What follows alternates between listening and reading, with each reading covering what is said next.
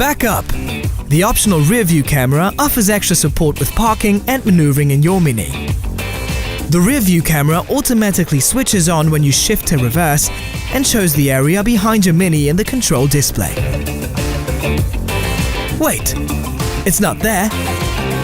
Press the rear view camera symbol to switch to it. Want more?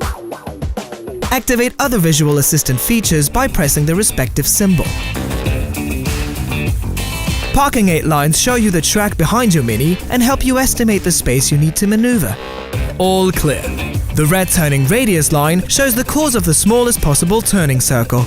Green turning radius lines indicate where your Mini is going and adapt to your steering movements. Pro Move. With obstacle markings, the parking assistant marks objects close to your Mini in the rear view image.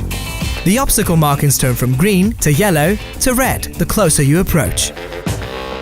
Watch out! Obstacles that are too low or too high might not be recognized by the parking sensors.